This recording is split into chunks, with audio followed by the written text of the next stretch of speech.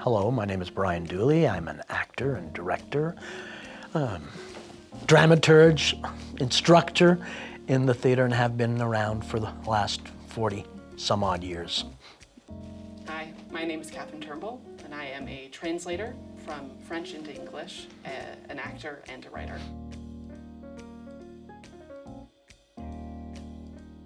Hi, Catherine.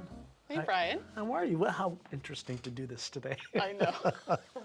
Listen, I know you've translated Rachel Gratton before, and I know you're going to do another translation, or Yes. you're in the midst of another translation. What's it like? What are the challenges? Same? Different? Different because the play is different. I mean, a lot of translations have the same, I don't want to say issues, but complications, difficulties, challenges. No matter what play you're working on, it just changes shape a little bit. I'm lucky that I worked with Rachel twice, so I start to understand how she writes, how she uses language, how she does not use punctuation very specifically. And so I can plug into that and it is helpful. But nonetheless, there are going to be times when I'm just kind of banging my head against the wall trying to figure out how do I take this and make it work in English, or and honor what she's put forward, because it's the artistry she's capable of is astounding. Great.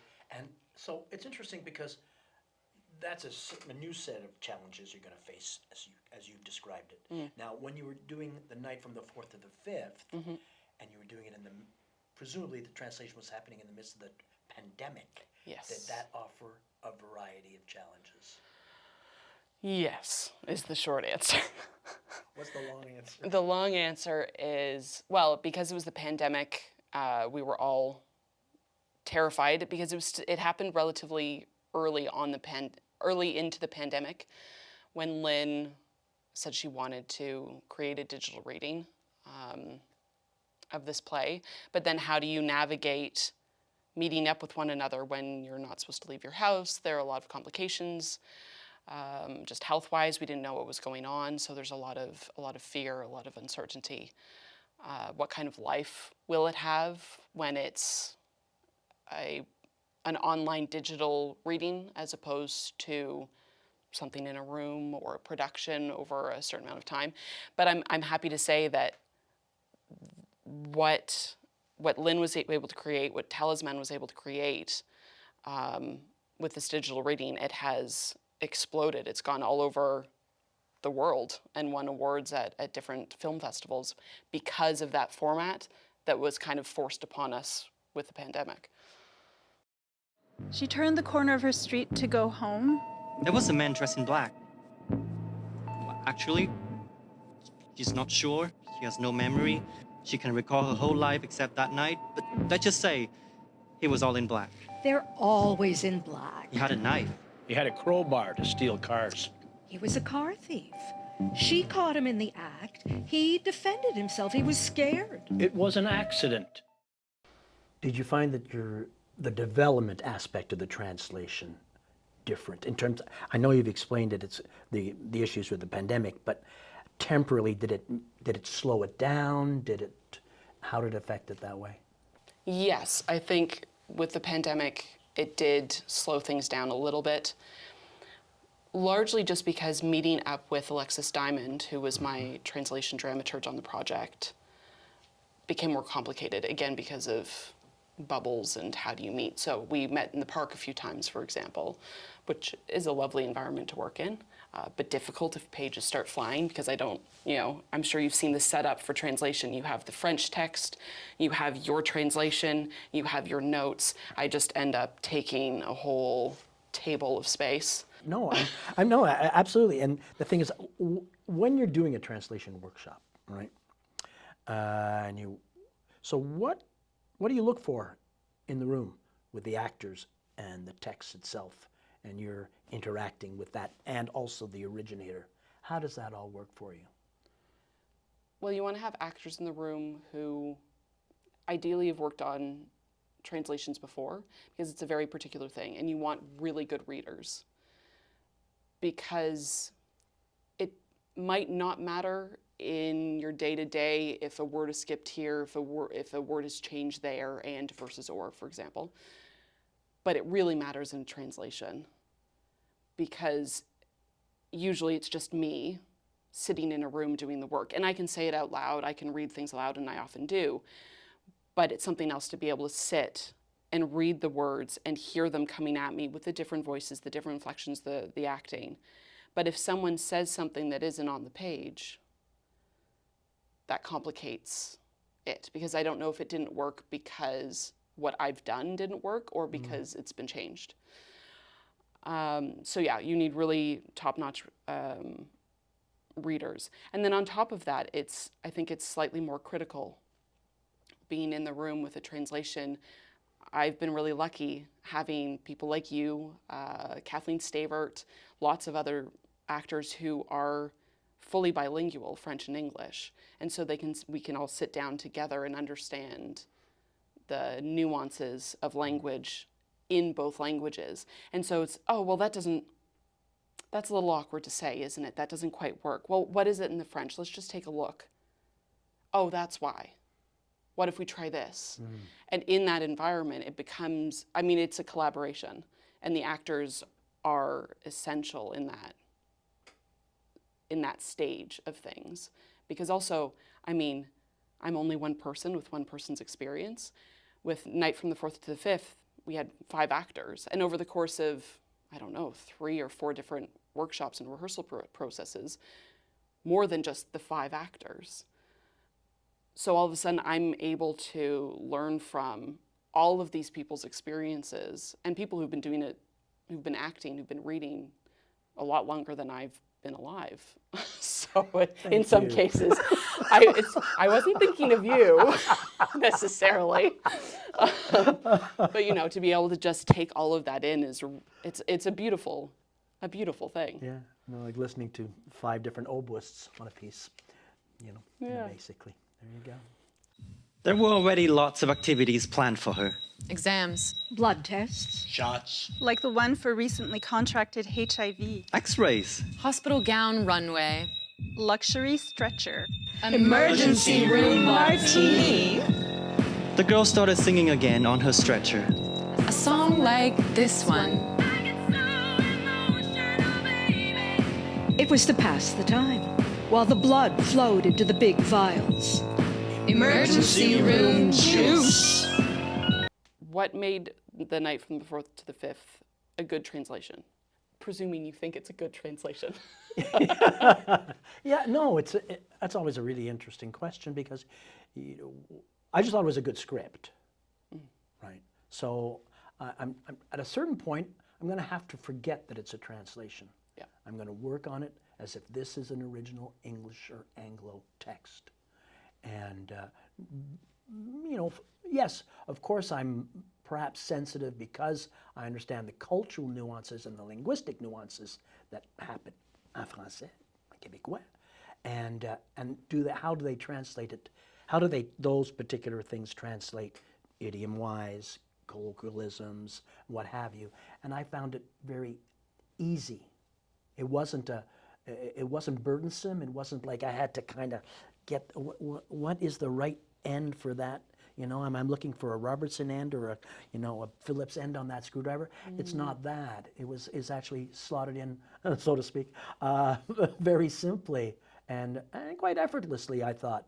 So I didn't feel, and perhaps because I arrived to the development of it near complete in a way, that whatever bumps and scars may have existed, they seem to have been airbrushed out quite well by then, if that makes sense. No, that makes perfect sense. And so in some ways, a good translation is a translation that you can forget that it's a translation. You're able to distance from that. I think fact. so. I think one of the, having been in a few from my professional life, is that I think at a certain point it's a danger to have the original script in front of you with, if you're an actor and working in the translated language, because you're going to be wanting to refer back to it. In a certain sense, I don't ever think that's my role. Right? That's the translator's role, along with the dramaturge that's working with them and the director. you know, you'll hear it.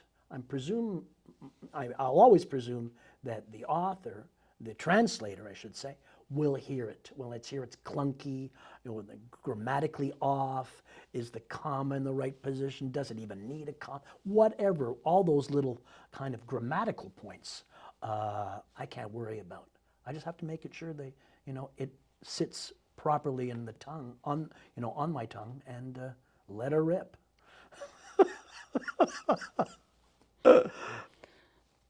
It's you. It's really you. Well, it's not surprising. I mean, you look like all the others. I mean, all the others that have been through this. I mean, with the same guy. I mean, we think it's the same guy who did this to all the girls. You look alike. The glasses, the coat. You're wearing a black coat, apparently. And the height, too. 5'6", 5'5". There you have it. It's not surprising. Would you say that some plays are not translatable? That's an interesting question. No,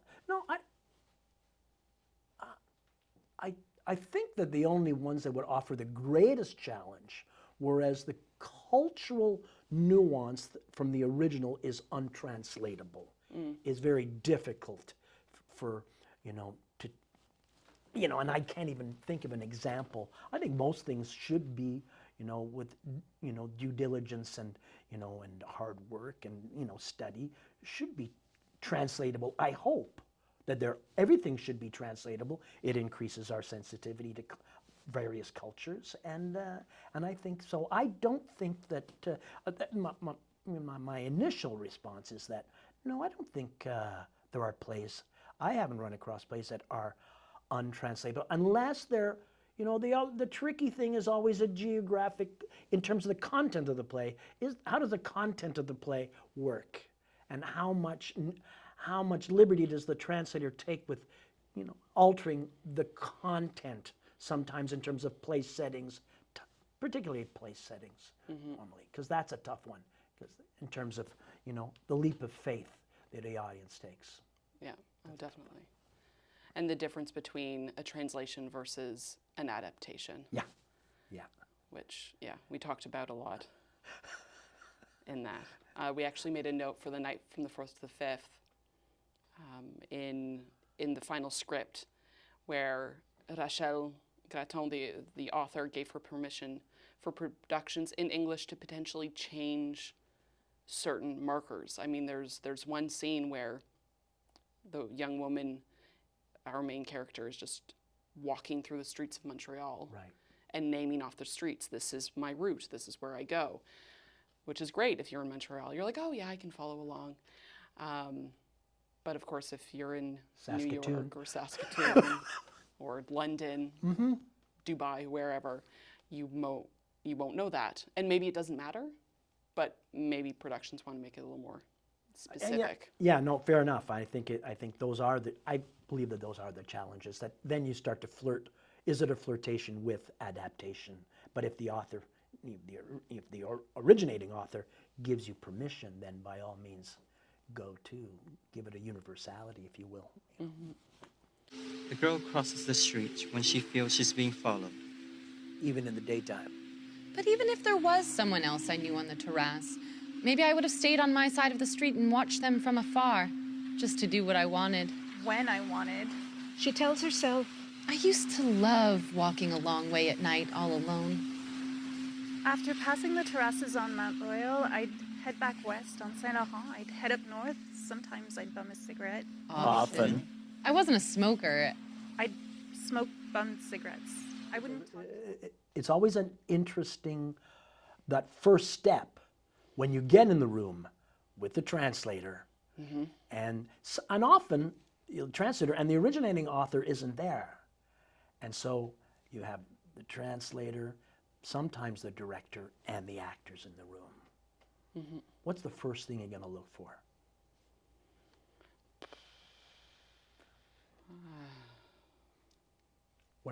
What's the first thing you're going to hope for? Oh, hope for. I mean, obviously, I'll hope that the script is perfect and I don't have to make any changes, but that is nonsense and will never happen. No, what's the first thing I hope for? I mean, I hope I hope that the actors have done their due diligence and they've at least read the script beforehand, in part because, like the night from the 4th to the 5th, we were saying this before, it's a heavy script. It's hard. It's a brutal story. Really terrible. So for the actors, I hope that they are well informed. And I remember doing that in our very first workshop, saying if at any point anyone needs to take a break, because I also don't know anyone's personal experience, most of them, we can take a break. You just have to, pop up your hand. We can take 5 minutes, step out of the room, what have you. So I hope that they've done that for themselves as well as for me. And then beyond that, I hope it goes well. Good. Which, I have a question. I have another question. yes, Do you have a red line when it comes to what actors ask of you or what they will do? Like, Catherine, I think it requires a comma there as opposed to when they start to get into minutia of Yes. something that it's not in their territory. yes, I think I'm generally a very diplomatic person. So, and I will take things into consideration because I think it would be silly not to take advantage of the experience in the room. But yes, sometimes you have to go, okay, we're going to put a pin in that. I'll take a look at it outside of the room. Let's move forward, because it can very quickly devolve into we're all ripping apart this not even sentence, these 3 words. And well, there's a greater play and we only have 4 hours. Exactly. I've seen that happen. Yeah. Where people get caught up and going, well, we have to, and it's like, tick, tick, tick, tick, tick. You're right, and it's in your ballpark anyways. Not in the actor's ballpark there. Yeah, and oftentimes in that case, I've been very lucky with the 2 plays that I've translated by Rachel Greton. In both cases, I had translation dramaturges working with me. So the first time it was Alexis Diamond, second time Maureen Labonte, and I can often look to them, especially when Maureen was in the room, because she'll very quickly go, we can talk about this later. Like this is translation work. This has nothing to do with the actors or what the director needs either.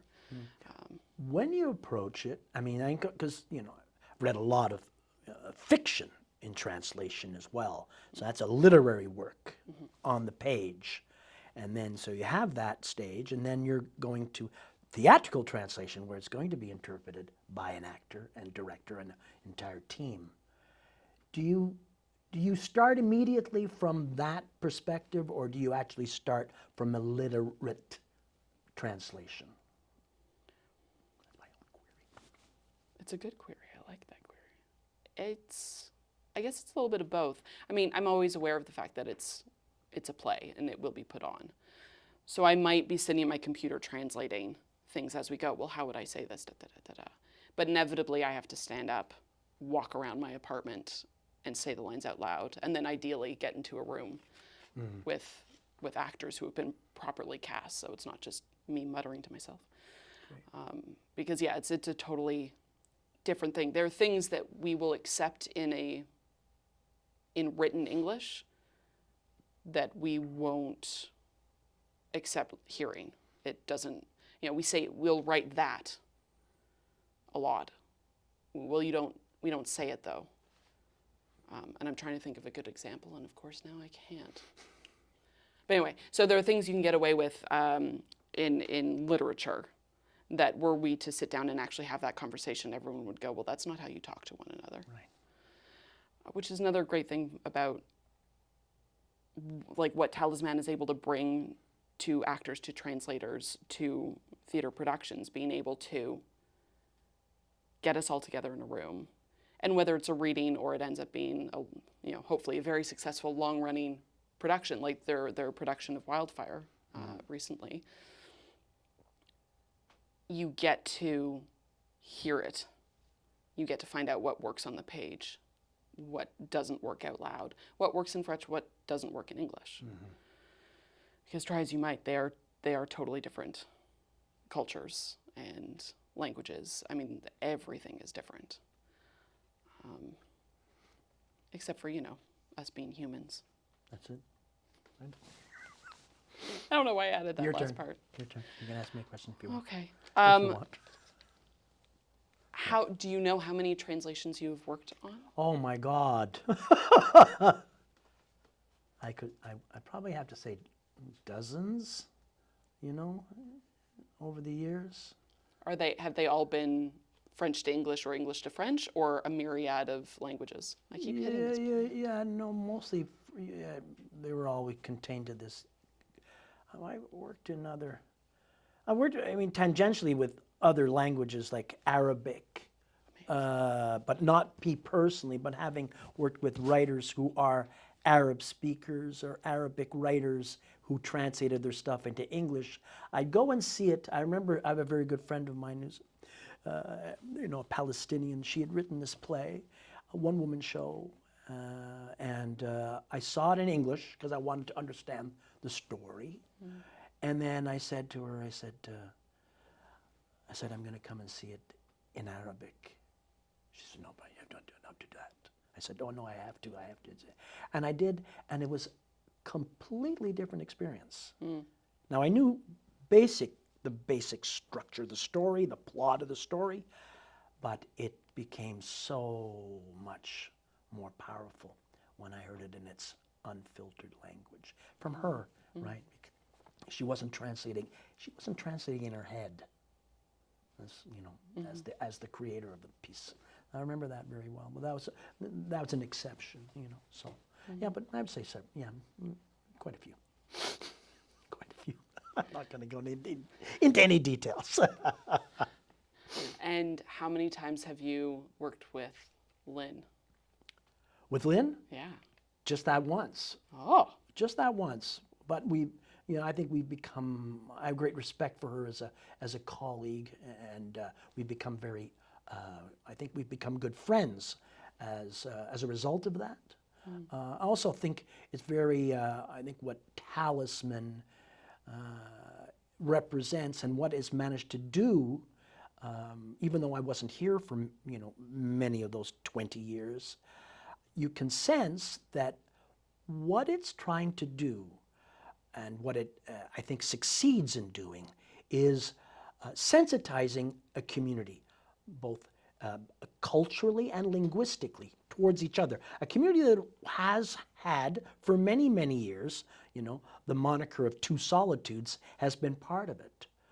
But I think that every time I see things in translation, and I've seen a number of Talisman shows, I've seen some of them in French, and then some of them, and then seeing them in English. I'm reminded of how important what that is, and to sensitize an audience to another culture, I think is very, very, very important. I think they do that very, very, very well, and very honestly. And I think that's its wonderful and long-standing contribution to the community. Well, it's been great. It has Sit been down, great. and thanks to for Lynn to kind of bring various people together, bring us together in a way to. We've never really had an opportunity to sit down, like this and chat about these things, even though it seems brief and what have you, and we are inevitably just skimming the surface. But I think I really enjoyed it. Yeah, me too. Great. It's nice to see you. Likewise, always good to see you. Yeah.